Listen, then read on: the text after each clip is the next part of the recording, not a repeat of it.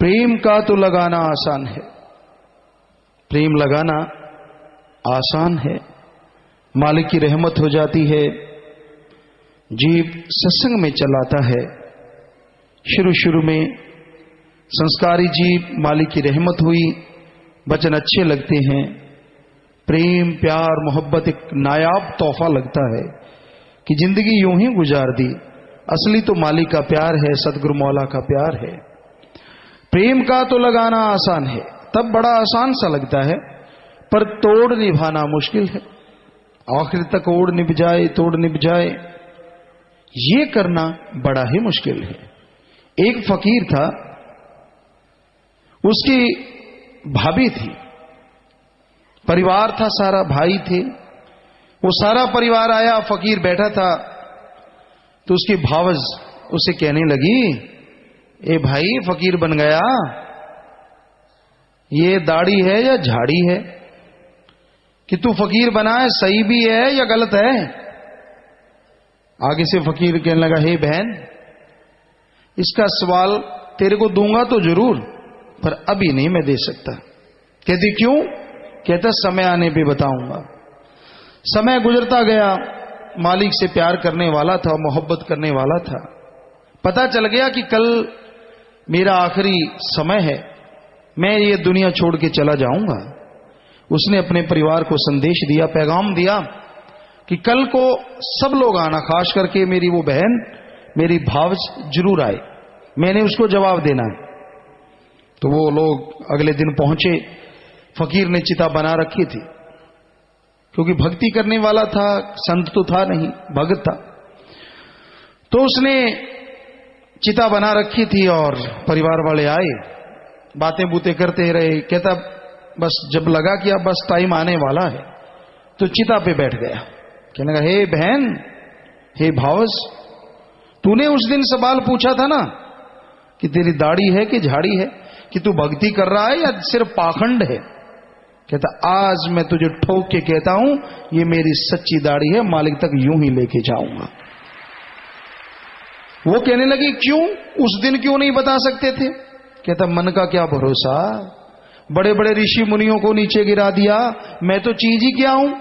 हां, आज मैं अपने मालिक से ओढ़ निभा रहा हूं, मुझे पता है कि मैं संसार छोड़ रहा हूं, मेरा सतगुरु मौला मुझे उड़ीक रहा है, मुझे दर्शन दे रहा है, तो आज मन मेरा कुछ भी नहीं बिगाड़ सकता, मैं इस दुनिया छोड़ के जा रहा हूं। तो भाई मन का कोई भरोसा नहीं। मन मते लोग बीच बिचाले पता नहीं क्या क्या बोलते रहते हैं, और इंसान आदमियों के कहने से अपने सतगुरु मौला से दूर हो जाता है। कहना और सुनना आसान है। कहना मैं मालिक से प्यार करता हूं, बच्चों को देखा है, बहुत दुनिया को आई लव यू पड़ी होती है, पर जब आई लव यू का टेस्ट होता है, मक्खियां उड़ जाती हैं, कोई माई का लाल, मालिक से प्यार करने वाला ही बचता है। तब तो आई रह जाती है जादों की, अगला शब्द तो भूल जाते हैं, क्योंकि बहुत सारे दोस्त मित्र होते हैं, उनसे भी तो यारी पालनी होती है। वो यारी फिर मालिक की यारी, अब चक्कर पड़ जाता है। ये रोज बातें करेंगे, चाहे कोई टेलीफोन से करे या इंटरनेट से या वैसे आपस में। आप सोचते होंगे पिताजी पता नहीं ये क्यों इंटरनेट टेलीफोन करते रहते, जो दुनिया में सुविधा है, साधन है, जो दुरुपयोग हो रहा है, हम तो वो चीज बता रहे हैं। भाई अब किसी को कीड़ा काटे तो काटे, हकीकत तो बोलेंगे, हकीकत तो ये है, ऐसा हो रहा है, जो दिख रहा है। बहुत देर सोचा इशारों से समझा दें, जब लगा कि इशारे काम नहीं थे, अब सीधा समझा रहे हैं। समझने वाले समझ रहे हैं, पर कई ठीठ अब भी नहीं समझ रहे। तो भाई उनके कर्म, जब मालिक जाने, उसका काम जाने। तो कहने का मतलब, कहना और सुनना आसान है, परमपिता शास्त्र राम जी दाता रहबर कहते हैं, पर करके दिखाना मुश्किल है। मैं ये कर दूं, मैं वो कर दूं, मेरा मालिक सच्चा, मैं मालिक का प्यारा। और जब कोई समय आता है, बेपरवाह मस्ताना जी महाराज ने एक बार क्या किया, बकरियों के गले में नोटों की मालाएं बना बना के लपेट दी, उसके डंडा मार दिया। 5-7 संगत खड़ी थी, कहने वाह भाई वाह, वाह भाई वाह, देखो कितने सुंदर नोट, बकरी भागी भाई, सारे पीछे भाग लिए। अब देखा तो 1-2 ही बचे, सारे पीछे बकरी, कभी इधर निकल जाए, कभी कुतिया के बांधे नोट, कभी बकरी के। बेपरवाह जी ने तो वो कभी इधर निकल जाए, कभी इधर निकल जाए, कभी इधर। मस्ताना जी ने देखा है कुछ ही बचे हैं, सारे भाग लिए। मस्ताना जी ने ताली मार पंज भेड़िया, सतगुरु का यार तो कोई कोई, ये सारे माया के यार निकले।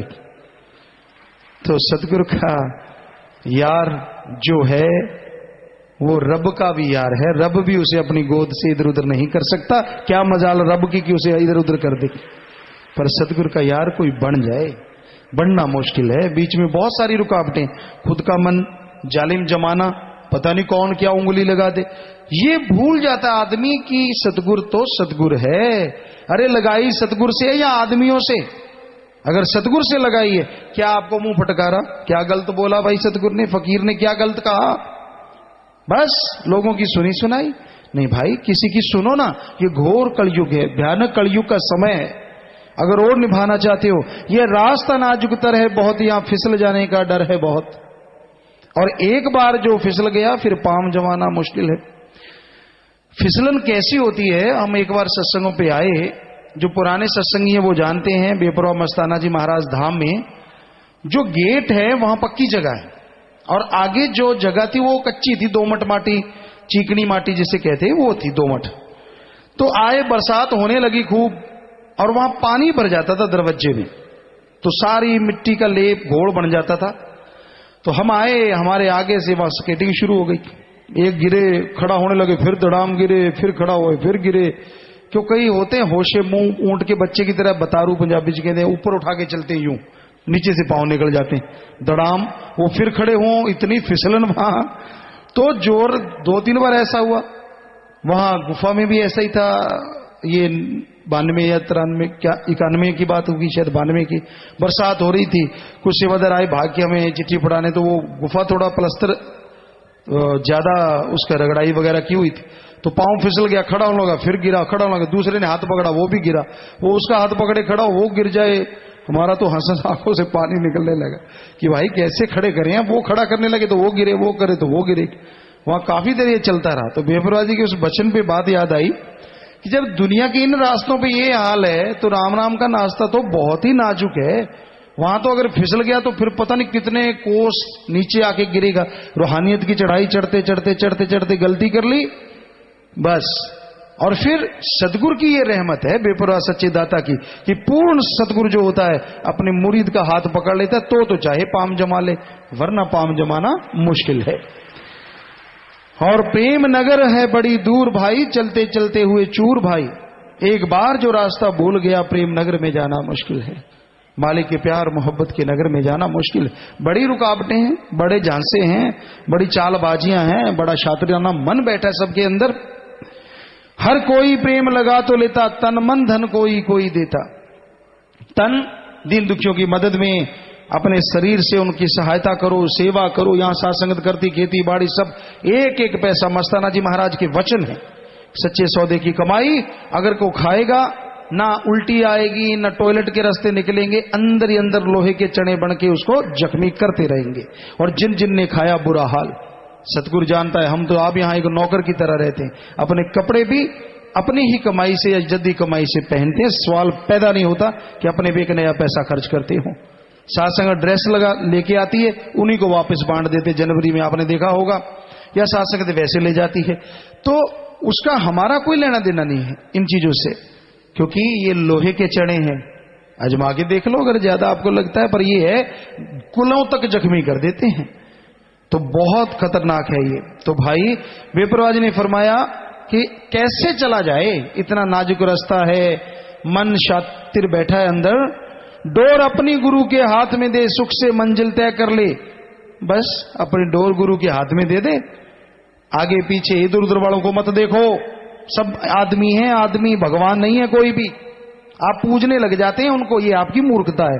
हमने तो कभी नहीं कहा, हम तो कहते हैं भगवान को पूजो, सदगुरु को पूजो जो आपके अंदर बैठा है। ये आपकी मूर्खता है, आप आदमी को पूजने लग जाते। ना ना भाई, ये तो बड़ा भक्त है। आपको कोई आपके अंदर सिस्टम है जिससे आपने देख लिया ये बड़ा भक्त है? क्यों उनकी बातों पे विश्वास करते हो? क्यों उनके ऊपर इतने डुल जाते हो?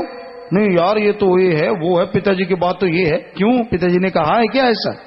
तो पीर फकीर से मोहब्बत की है तो उसी से लगा के रखो। फिर क्यों इधर उधर के चक्कर में पड़ते हो? यहां कोई पता नहीं चलता पैसा कब खोटा हो जाता है, क्योंकि मन शैतान सबके अंदर है। जब तक 10वें द्वार में नहीं पहुंचते, रूहानी दर्शन नहीं होते, इसके मन का कोई चीज नहीं। और किन किन के हो गए, 10वें द्वार किन किन के खुल गए, किनको रूहानी दर्शन हो गए। वो रड़ता ही नहीं, उसने दुनियादारी से लेना ही क्या होता है। वो तो मालिक की चर्चा करेगा, सीधे राह पे चलाएगा। खुदगर्जी, स्वार्थीपन, गलत बात, सवाल पैदा नहीं कि वो करे, या किसी पे अहंकार करे, गुस्सा करे, बुरा बोले, हो ही नहीं सकता। तो भाई इसलिए ख्याल रखो, तन को सेवा में लगाओ, पर किसी के आशिक ना बनो, सतगुरु अल्लाह मालिक के आशिक बनो। आदमी के बनोगे तो खज्जल खुआर होते रहोगे। चाहे आदमी कोई भी क्यों ना हो, आदमी आदमी है, सतगुर सतगुर है। ये हमेशा जहन में, दिमाग में बसा के रखो। फिर आगे आया, अपनी हस्ती को मिटा देना, सब कुछ ही भेंट चढ़ा देना। खुद ही को मिटाओ, अहंकार को मिटाओ, सब कुछ भेंट चढ़ गया। जब अपनी मैं चली गई, सब कुछ भी अगर अर्पण कर दे, सारा कुछ अर्पण कर दिया, सब कुछ दे दिया, बाहरी साजो सामान त्याग कर दिया, ये कर दिया, वो कर दिया, परमपिता जी ने क्या फरमाया, पर खुद ही को मिटाना मुश्किल है, घेर अड़ जाता है। पंजाबी जी कहते हैं प्यों के फाना लाता, क्योंकि हम भी खेती बाड़ी करते रहे हैं। खेत में कई बार होता, पानी लगा रहे होते हैं तो फावड़ा हिलने लगता है, उसका जो डंडा होता है हिल जाता है। तो कोई लकड़ी देखते हैं गिल्ली सी लेके, थोड़ा कुहाड़ी, क्योंकि वहां कौन सा ऐसा तेसा वगैरह होता है, तो वहीं कुल्हाड़ी से थोड़ा थोड़ा किया, या वैसे अल्लू पच्चू लगाया और ठोका, गिल्ला है तो वो जाके फूल जाता है, अंदर जाके फंस जाता है। कहते लाता प्यों के फाना। सो आजकल आदमी आदमी के भी प्यों के फाना ला रहे हैं, क्योंकि रब वाले पास से ना भग जाए, भगवान की तरफ ना चला जाए। ऐसी कोई बात कहेगा, ऐसा कोई डर डालेगा कि आदमी घर बैठा बैठा ही सफेद धुआं मारता रहता है, सेल्फ स्टार्ट होता ही नहीं, फुर फुर फुर फुर, कई बार गाड़ी अड़ जाती है ना, वो हाल होता है आदमी का। मन चंद्रा है ही ऐसा। तो अहंकार, बेपरवाही का, पर खुद ही को मिटाना मुश्किल है। हम कितना सत्संग में बोल दें, कितना क्लियर कह दें, इससे क्लियर और क्या कहेंगे। कलयुग घोर है और हम यहां से बिल्कुल क्लियर कट उनको बताते हैं जिनमें कमी होती है कि तेरे में ये कमी है, और फिर भी इतना ढीठ, इतना अहंकार, झुकने का सवाल पैदा नहीं होता। बुरा हाल हो जाएगा आने वाले फ्यूचर में, समय में बुरा हश्र होगा ऐसे जीवों का जो अमल नहीं करते। लेकिन ना जी, मैं अगर झुक गया तो कहता मेरी खुद ही मर जाएगी। और यही बेपरवाह जी ने फरमाया। देखो हमने लिखा होता, लोग कहते हैं वो थे, ये हैं, वो हैं, जिनके अंदर ये, हालांकि बेपरवाह जी ने फरमाया हम थे, हम हैं, हम ही रहेंगे।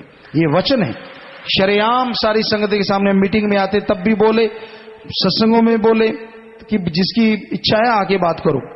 सो कहने का मतलब, पर खुद ही को मिटाना मुश्किल है, बहुत मुश्किल है। फाना अड़ गया, घेर अड़ गया, मैं हूं। अगर मैं झुक गया तो इज्जत क्या रहेगी। यहां तो चुप रहो, बताने का कोई फायदा नहीं, बताने से कुछ नहीं मिलता। अब दुख आते हैं फला फला फला, ठीक है छुपा के देख लो, वो तो सब जानता है, मदारी है, खेल खिला रहा है। और जब खेल अपने पे आ गया फिर देखना, सबको बताएगा, फायदा रत्ती पर नहीं होगा। तो भाई शाह सतनाम जी ये फरमाते हैं, प्रेम मार्ग कठिन बताते हैं, प्रेम शर्त है सिर की भेंट देना, पर शीश चढ़ाना मुश्किल है। सिर की भेंट देनी पड़ती है भाई, अगर मालिक के प्यार को पाना है, उसकी मोहब्बत को पाना है, नूरी स्वरूप के दर्शन करने। फिर ये नहीं 10 दिन 20 दिन 15 दिन 5 दिन 2 दिन, ये शर्तें नहीं चलती वहां पे। वहां तो पूरी जिंदगी, पूरी लाइफ का सोचना है कि हाँ भाई मैं नेक बन के रहूंगा, अच्छा बनूंगा, सुमण करूंगा, भले कर्म करूंगा, खुद ही को मिटा के रखूंगा, और वो कर्म जो सदगुरु ने मना किए कभी नहीं करूंगा, और वो कर्म जो करने को कहा है पूरे जोर शोर से करूंगा। मेरा मौला मेरा साथ देगा, 100% साथ देगा, अगर ऐसा सोच के चलोगे तो। मालिक सतगुरु परम पिता परमात्मा जिस पर दया में रहमत करता है और वो संभालने वाला उस रहमो करम को संभाल लेता है, तो उसके मुकाबले में दुनिया में कोई भी सुखी इंसान नहीं रहता। मालिक अपनी दया में रहमत बरसाता है, पर आदमी का मन बड़ा जालिम है, उगता जाता है हर चीज से, खास करके मालिक के प्यार मोहब्बत खुशियों से मन गुमराह कर देता है। ऐसा समय था जब लोग सैकड़ों साल भक्ति करते, इबादत करते, तब जाके कहीं दर्श दीदार होते। और ये घोर कलयुग है, इतने साल इबादत भक्ति करने की जरूरत नहीं, दृढ़ विश्वास हो, थोड़ा सुमरन करे, सेवा करे, तो सतगुरु मौला अल्लाह वाहिगुरु राम दर्श दीदार से नवाज देता है। पर शायद जैसे दुनिया में सामान होता है ना, जो महंगे मोल मिलता है लोग उसकी कदर करते हैं। बहुत महंगा है, ये तो बहुत चलेगा, बहुत पैसा लगा है, ये बढ़िया रहेगा। उसी तरह जब मालिक की दया में रहमत किसी को सस्ते में मिल जाती है, बिना कोई अग्नि परीक्षा के, बिना कोई दुख तकलीफ के, तो उसे वो दया में रहमत सस्ती लगने लगती है कि ये तो कुछ भी नहीं, बात ही कुछ नहीं। तो फिर उसका मन उसे हवा देने लगता है, तरह तरह के विचार देता है, तरह तरह के ख्याल देता है, गुमराह करता है, परेशान करता है, और फिर काल अपना दांव चलाता है मनमते लोगों के द्वारा, उसकी भक्ति भंग करना चाहता है।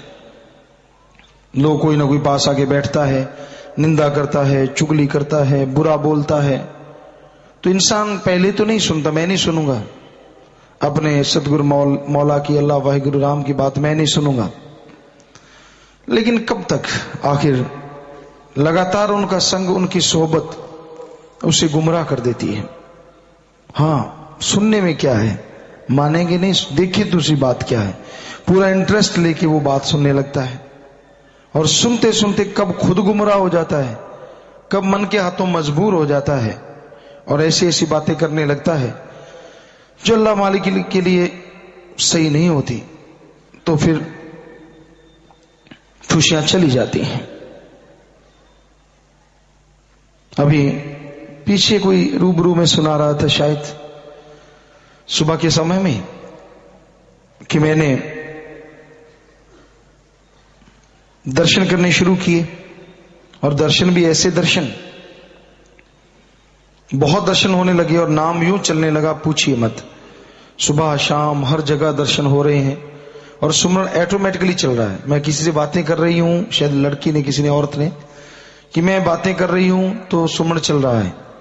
कहीं भी सोई हूं तो, जागती हूं तो, चलते काम धंधा करते, सारे काम भी बढ़िया हो रहे हैं, थकावट भी नहीं हो रही है, और सुमरन भी चल रहा है, दर्शन हो रहे हैं, सब कुछ हो रहा है। लेकिन अचानक मन ने करवट बदली, क्योंकि 10वां द्वार आपको कहा जब तक खुलता नहीं मन रुकता नहीं।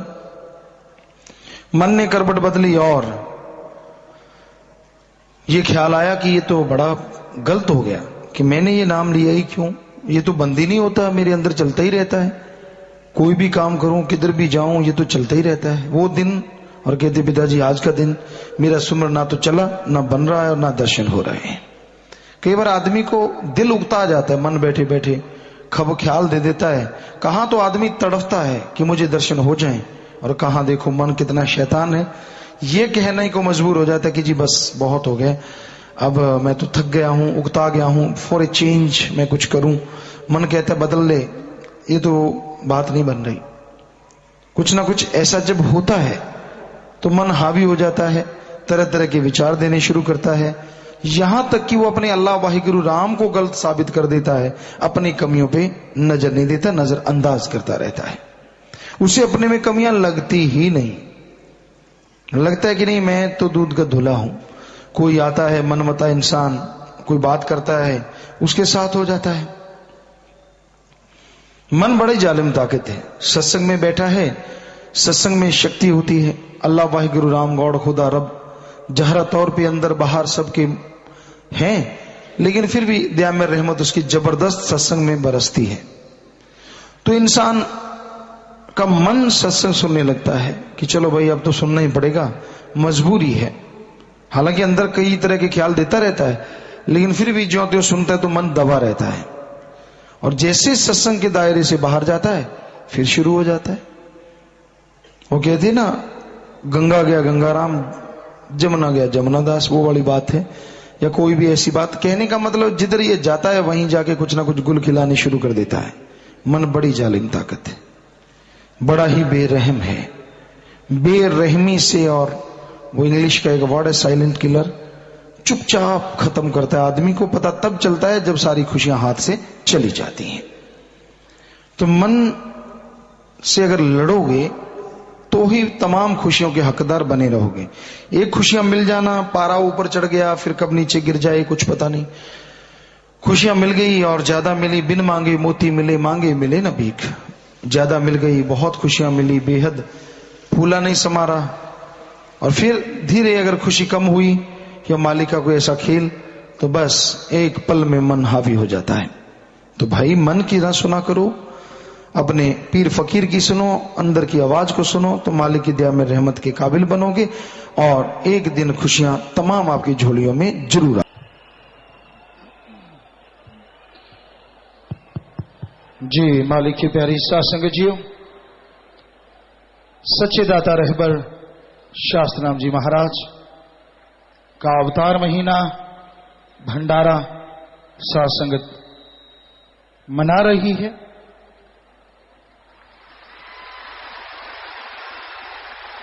आमतौर पे जो जन्मदिन मनाए जाते हैं, घंटा 2 घंटे 3 घंटे 4 घंटे, चलो 1-2 दिन तैयारी करने में लग जाते होंगे, पर क्या पूरी दुनिया में ऐसा कभी होता है कि पूरा महीना जन्मदिन मनाया जाता हो? लोग कहते हैं जी विश्व रिकॉर्ड कैसे बन जाते हैं, ऐसे बन जाते हैं, कोई बनाना नहीं चाहता, लेकिन मालिक के प्यार मोहब्बत में हमें लगता नहीं पूरी दुनिया में कहीं ऐसा होता होगा कि साल में 3-4 महीने लगातार यूं साध संगत जन्मदिन मनाती हो, 3 महीने लगातार, और वो भी 1-2 जना नहीं, हर रोज हर जगह लगभग भारत में क्या पूरी दुनिया में क्या नाम चर्चाएं होती हैं। और अगर एक दिन की औसतन भी लगाइए तो हजारों लोग रोजाना सतगुरु का नाच गा के शुक्राना करते हैं, मस्ती मनाते हैं, जो बेमिसाल है।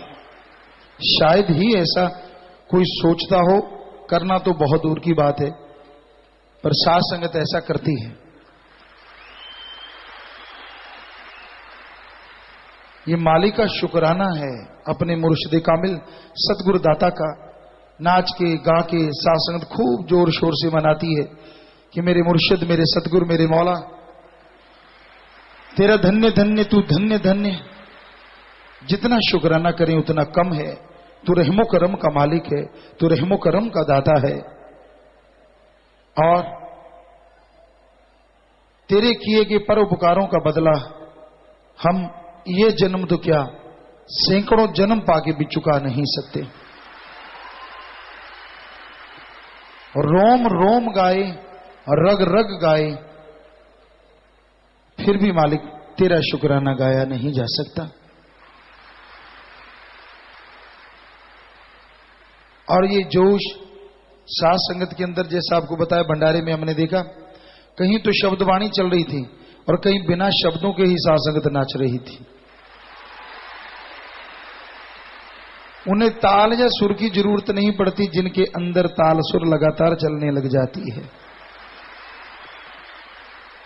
लयबद्ध तरीके से साध संगत रोड पे आ रही थी, और कईयों के तो ढोल थे और कई बिना ढोल के ही, पता नहीं क्या उनके अंदर चल रहा था।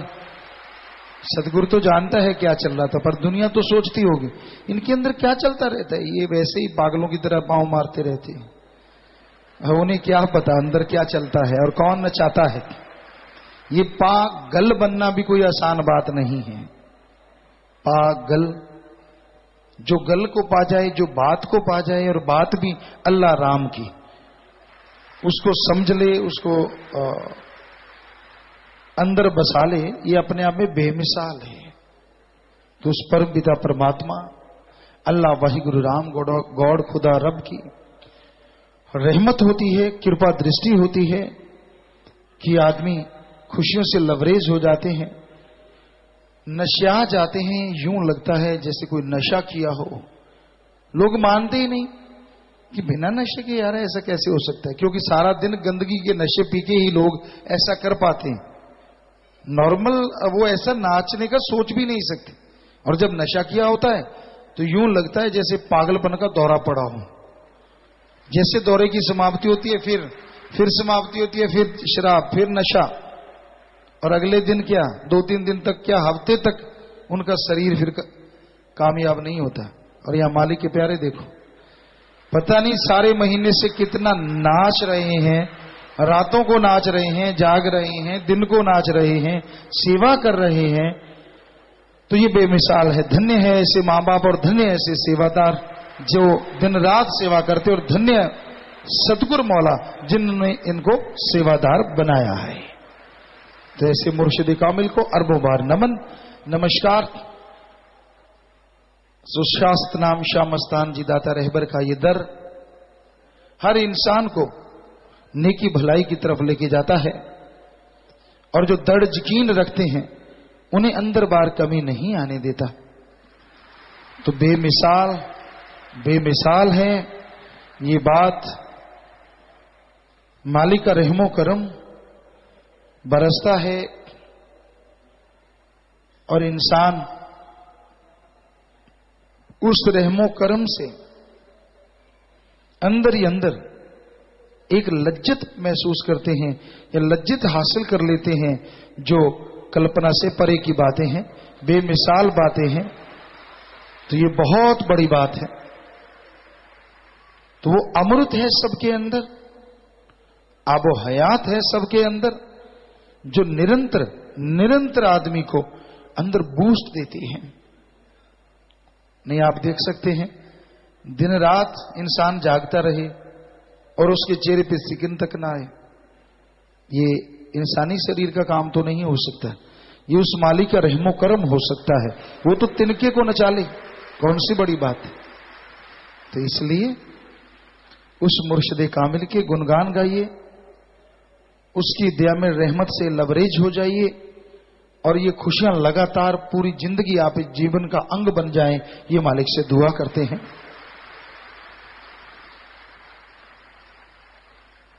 आज के दौर में लोगों के चेहरे पे गम, चिंता, टेंशन की सलबटें रहती हैं। टेंशन है, चिंता है, आत्मिक अशांति है,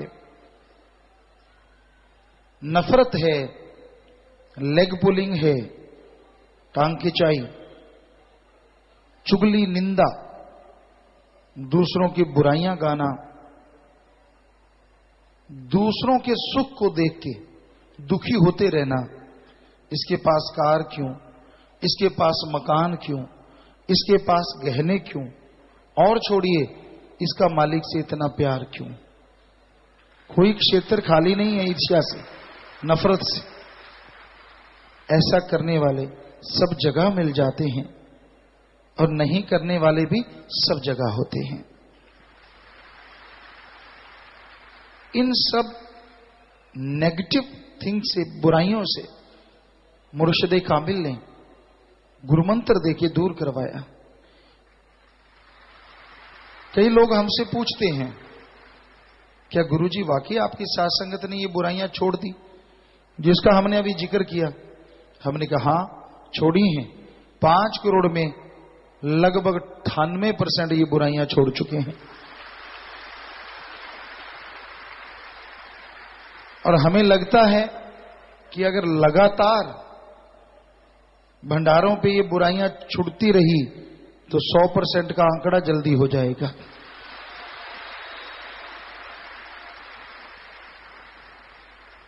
अभी भी 1-2% ऐसे होते हैं जो कहीं ना कहीं कुछ ना कुछ गड़बड़ कर देते हैं, उनसे रहा नहीं जाता। चुगली करने में, निंदा करने में, टांग खिंचाई में, बुराइयों में उनकी आदत बनी होती। उनको मिले तो भगवान जी की जय जयकार, और नहीं मिले तो भगवान है ही कुछ नहीं। तो भाई संत तो वचन करते हैं हाथ जोड़ जोड़, कभी किसी का बुरा सोच भी नहीं सकते, करना तो दूर की बात है। वो भला सोचते हैं, भला करते हैं, भला करवाते हैं, और भला करने के लिए राम नाम की शक्ति देते हैं, जिससे आदमी भला कर सके। तो प्यारे साथ संगतियों, अपने मुर्शिद कामिल के वचनों को मजाक मत समझिए। यकीनन वो आपकी जिंदगी का रुख बदल देते हैं, नरक से स्वर्ग और स्वर्ग से अनामी का नजारा बना देते हैं।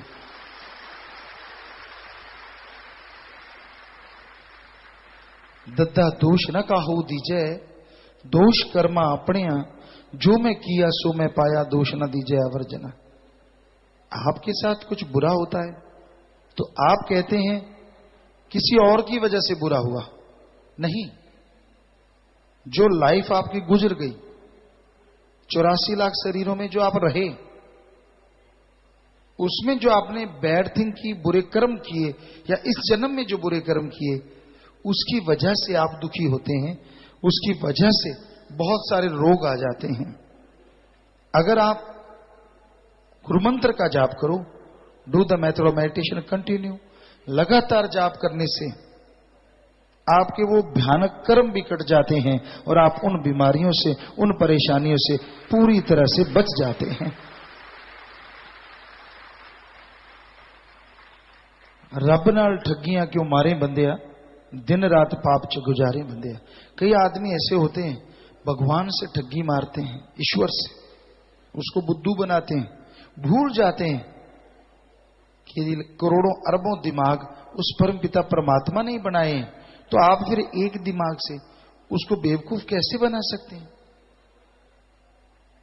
एक्टिंग करते हैं, दिखावा करते हैं, पर अंदर कोई मीटिंग और मामला कोई और सेट कर रखा होता है कि मैंने ये करना तो करना ही है, चाहे कोई दुनिया की कोई ताकत आ जाए। अरे भाई, बुरा करोगे फिर पश्चाताप के अलावा कुछ नहीं बनेगा। आयु बीती जात है, हरी से कियो ना हेत, फिर पछताए होत क्या, जब चिड़िया चुग गई खेत। जब आप बुराई की दलदल में चले गए, कोई मिलेगा नहीं जो आपको निकाल ले। संत रोकते हैं, इस रास्ते पे मत जा, ये दलदल है, इधर मत या, ये खड्डे है, ये तेरा मखमल वाला रास्ता है। कहते ना, मैं तो खड्डों में जाके देखूंगा, होने तो जो होता है। होगा क्या? तू तड़फेगा, बेचैन हो जाएगा भाई, दुखी हो जाएगा, क्योंकि बुरे कर्म का नतीजा बुरा होता है। संत, पीर, फकीर आने वाला समय देख रहे होते हैं कि भाई इसके साथ ये हो रहा है, हूबहू जैसे आप टेलीविजन पे देखते हैं, भगवान फकीरों को ऐसा दिखा देते कि ये बुराई हो रही है, ऐसा हो रहा है। तो आप क्यों नहीं फकीर की बात मानते? क्यों नहीं सुमरण करते, सेवा और मालिक से प्यार बढ़ाते चले जाते? और धन्य मां बाप, धन्य वो परिवार हो जाते हैं, चाहे वो कहीं भी घूम रहे हो, अगर कोई मालिक से प्यार पाके ओढ़ निभा जाए तो वो आत्माएं उनके परिवार की, कुलों की कहीं भी घूम रही हैं, जब वो ओढ़ निभा के जाता है, सबको साथ ले जाता है। देवी देवता तक सत्कार करते हैं। धन्य है ऐसे बच्चे जो मालिक के नाम का जाप करके घोर कलयुग में खुद नहीं बल्कि कुलों को मालिक तक ले जा रहे हैं। जय जयकार होती है। पर इस दुनिया में बहुत मास्टरमाइंड हैं, मन के सताए हुए। वो तरीके बताते, नहीं बेटा तू ऐसे नहीं ऐसे करना, वैसे नहीं वैसे करना, ये दिखाना वो करना, ये करना वो दिखाना, 100 चीजें चलती रहती हैं। और ये होता नहीं कि फकीर को पता ना हो, पर वो कहते बेटा मत कीजिए बुरे कर्म, मत कीजिए दिखावा, हकीकत में मालिक के प्यार में चलते जाओ। अरे कोई कमी नहीं आने देगा वो, उसे कोई कमी नहीं आती जो नेकी भलाई के रास्ते पे चलते हैं। हमेशा माला माल होते हैं वो खुशियों से, हमेशा बहारें उनके कदम चुमा करती हैं। तो सत्संग इस कलयुग में जलते बलते जीवों के लिए संजीवनी है। काम वासना, क्रोध, लोभ, मोह, अहंकार में जो लोग जल रहे हैं, बल रहे हैं, सत्संग में ओम, हरि, अल्लाह, गॉड, खुदा, रब, वाहिगुरु, ईश्वर, का वो नाम मिलता है जिसका जाप करने से जन्मों जन्मों के पाप कर्म कट जाया करते हैं।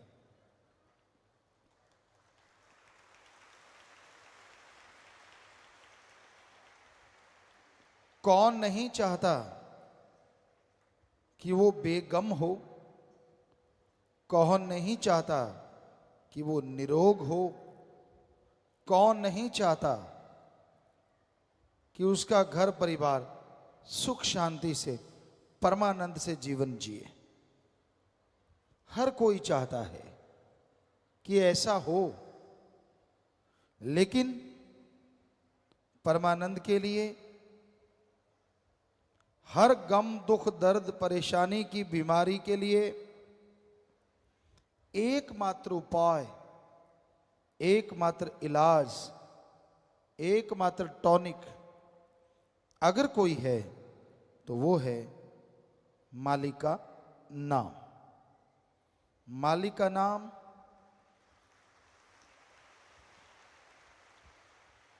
अनमोल है, पर वो बिना दाम के मिलता है। तुलसी जी कहते, ईश्वर नाम अमोल है बिन दाम बिकाए। ईश्वर नाम अमोल है बिन दाम बिकाए।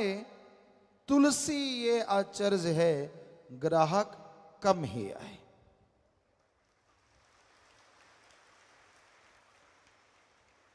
ईश्वर का नाम अनमोल है, पर बिना दाम के वो मिलता है। तुलसी जी कहते, आश्चर्यजनक बात ये होगी कलयुग में कि भगवान का नाम अनमोल होते भी फकीर बिना दाम के देंगे, लेकिन लेने वाले ग्राहक कम नजर आएंगे। वैसे देखा जाए तो आज राम नाम के ग्राहक बहुत बढ़ रहे हैं, लेकिन सारी जनसंख्या का देखा जाए तो तुलसी जी वाली बात बिल्कुल सच नजर आती है।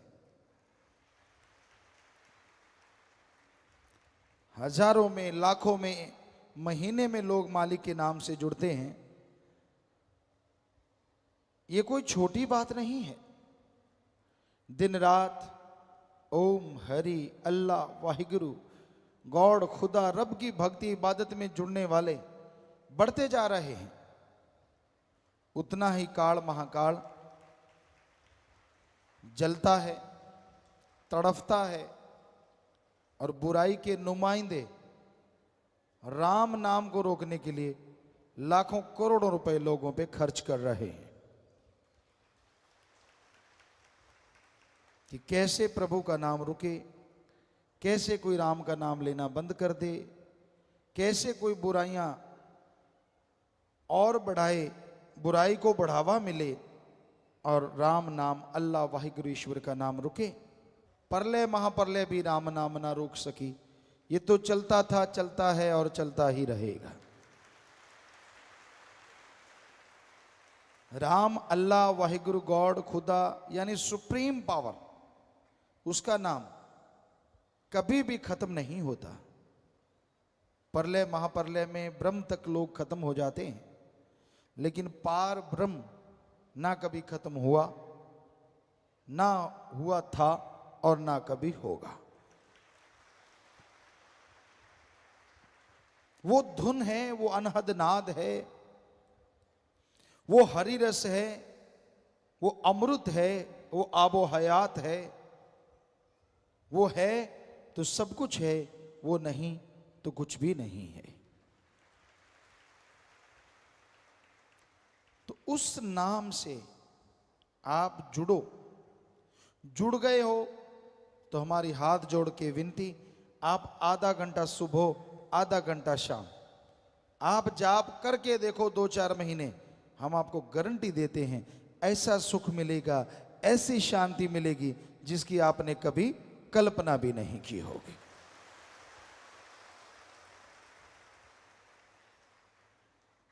अब आप अगर जाप करते ही नहीं तो क्या किया जाए?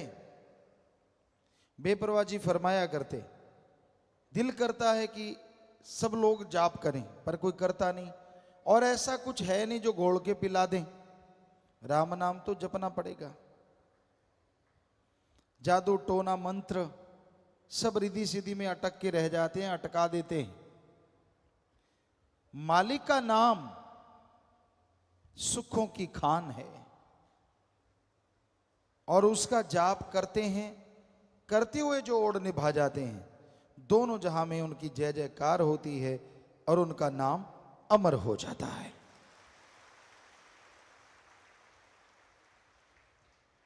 सच्चे दाता रहे पर बेपरवाह जी ने फरमाया, बचनों पे अमल करना सीखो, राम नाम का जाप करो, मालिक के नाम की चर्चा करो, और मालिक का नाम वो परमानंद देगा, वो खुशियां देगा जो अनमोल हैं, किसी भी मोल कहीं से भी खरीदी नहीं जा सकती। तो राम का नाम खुशियां लेके आता है, बदले में कुछ देना नहीं पड़ता, ना पैसा देना पड़े, ना घर परिवार त्यागना पड़े। आप घर परिवार में रहते हुए मालिक का नाम ले सकते हैं और उसकी कृपा दृष्टि के काबिल बन सकते हैं।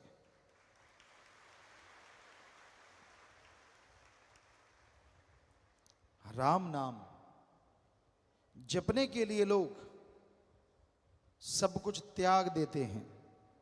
इंसानियत की सेवा के लिए जो त्यागी तपस्वी यानी ब्रह्मचारी सतब्रह्मचारी बन जाते हैं, वो नसीबों वाले होते हैं।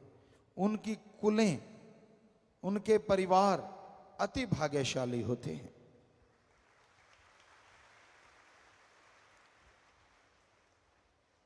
भीष्म पितामह हिस्ट्री में, इतिहास में बड़े योद्धा, शूरवीर, बहादुर हुए, और उनका नाम भीष्म क्यों पड़ा? क्योंकि उन्होंने अपने बाप के लिए अपना जीवन कुर्बान कर दिया।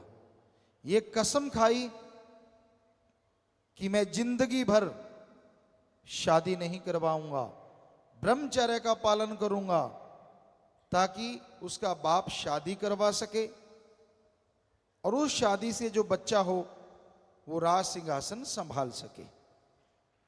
उन्होंने ये कसम खाई, तो तब से उनका नाम पड़ा भीष्म पितामह। भीष्म भयंकर, हद से ज्यादा भयंकर प्रतिज्ञा उन्होंने तो अपने बाप के लिए की।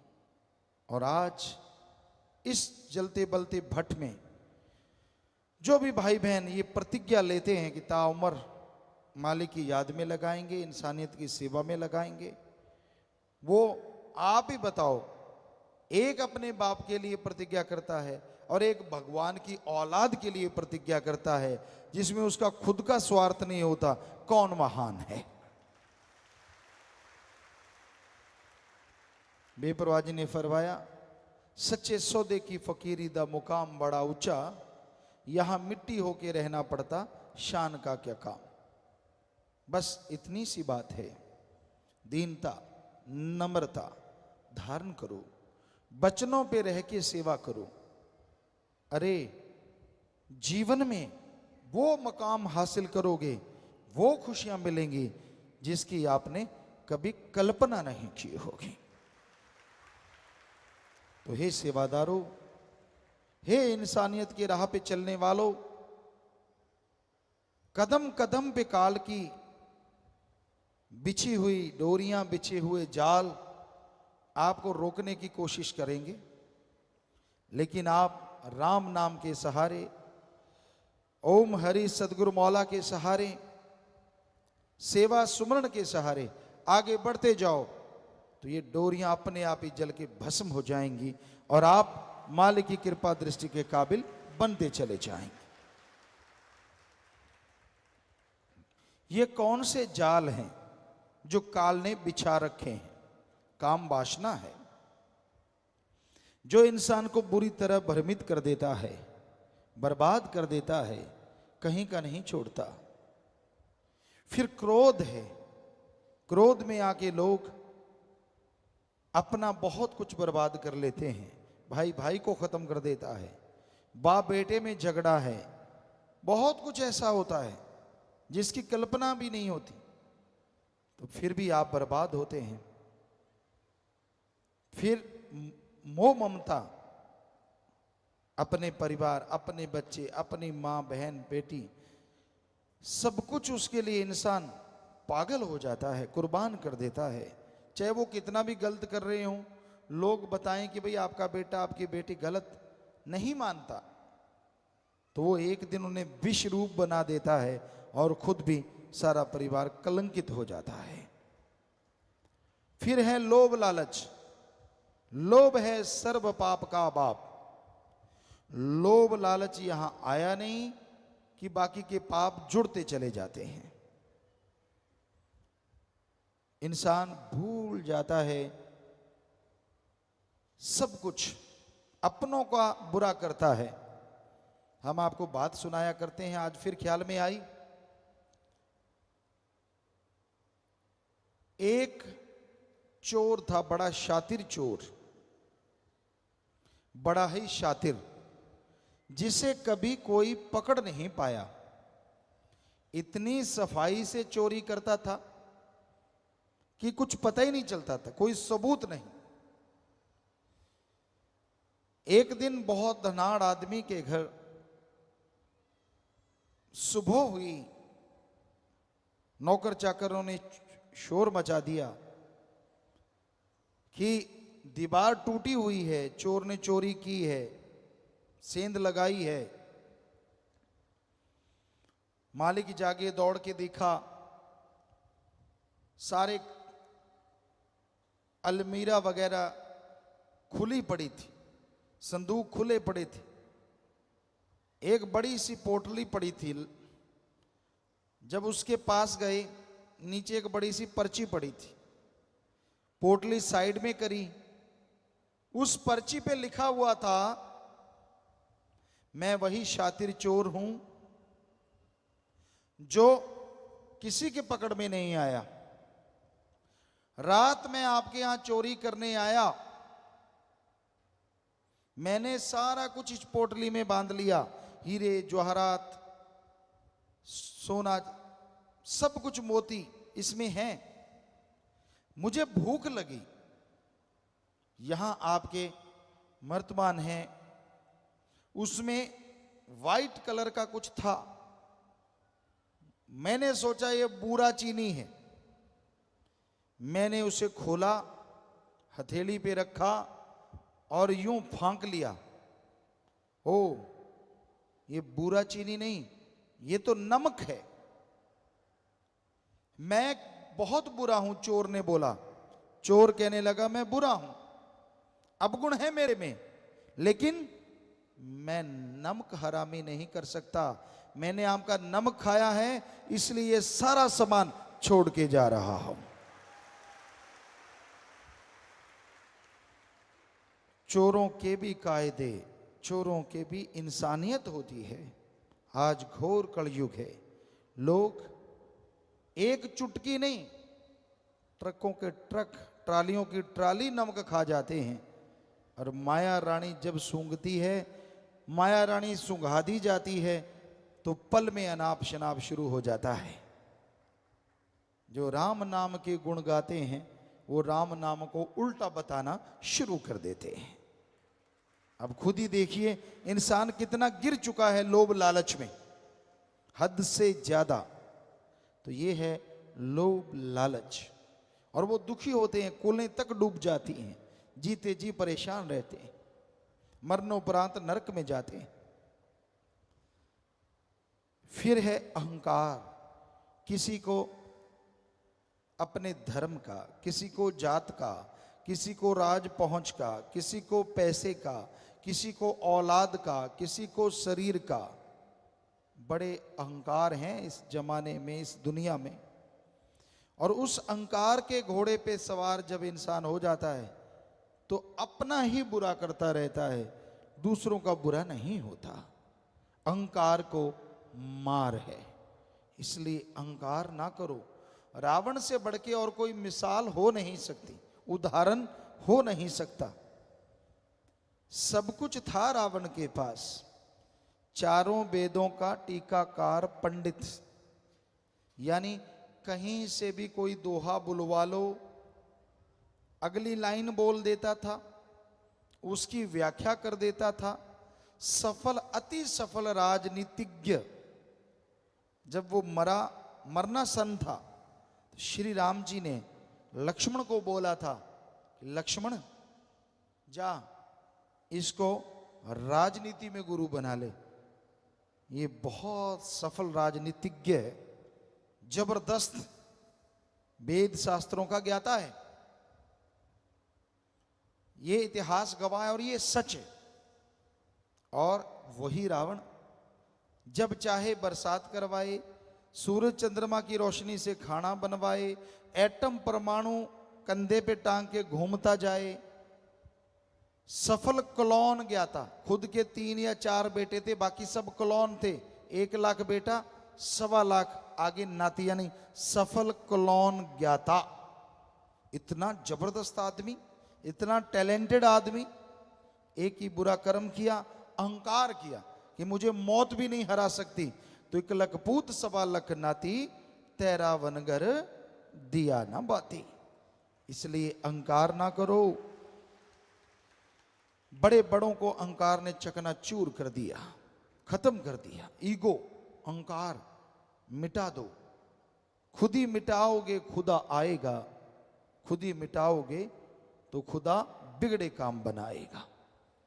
यानी अहंकार त्याग दो, दीनता, नम्रता रखो, दीन बन के रहो, नम्र बन के रहो। हर समाज में आपको कोई अच्छा कहेगा और रूहानियत में आप तरक्की करते चले जाएंगे, कोई बाधा नहीं आएगी। तो भाई ये 5, फिर मन माया, वो तो है ही जबरदस्त। इनके मुखिया हैं, 5 के हेड हैं। मन भरमाता है और माया आदमी को सब्ज बाग दिखाती है। पैसों के लिए लोग पागल हुए फिरते हैं। अरे हमने देखा ऐसा राजस्थान में गरीब के इलाके में, गरीबी के इलाके में, आपने भी यूपी साइड में गरीबी इलाके में देखा होगा। बहुत पहले की बात है, 5-5, 10-10 रुपए के लिए लोग भाई बहन अपनी इज्जत बेचते हमने देखे हैं, सिर्फ 5-10 रुपए के लिए। आज का माने तो 100-500 के लिए। तो अब आदमी को अगर ज्यादा पैसा मिलता है और इज्जत भी लुटानी नहीं पड़ती तो वो कुछ भी कह सकता है, कुछ भी बोल सकता है। ऐसा है ये घोर कलयुग। लोग पैसा उठाए घूमते हैं कि तू भाई ये कर दे, तू वो कर दे, तू फलां कर दे। लोग गुमराह हो जाते हैं, उनके हाथों की कठपुतली बन जाते हैं। आज समाज में आम देखने को मिलता है। सब कायदे कानून भूल के उसी में लग जाते हैं। तो भाई इस कलयुग में इन 7 ने भयंकर तूफान खड़े कर रखे हैं। किसने? काम वासना, क्रोध, लोभ, मोह, अहंकार, मन माया ने। 7 के चक्रव्यूह में लोग बुरी तरह से टाइट होते जा रहे हैं। बचेंगे वो और बचे हैं वो जिनके माँ बाप का अच्छा साया है, अपने गुरु पीर फकीर के वचनों पे जिन्होंने अमल कमाया है, कमाएंगे वो बच जाएंगे। ये 7 को वो ही धूल चखाएंगे, वरना ये 7 किसी के काबू नहीं आएंगे। तो इसलिए राम नाम से जुड़े रहो, सेवा सिमरण करते रहो। आप फिक्र ना करो आपके पास पैसा कम है, जमीन जायदाद कम है, क्या पता उस कम में मालिक ने कितने काट दिए आपके गम है, कोई भरोसा नहीं। हो सकता है बहुत जमीन होती, बहुत जायदाद होती, और कोई ऐसी बीमारी लगती जो लाखों रुपए होते, वो तो उड़ते ही उड़ते जमीन भी बिक जाती और शरीर भी बर्बाद हो जाता।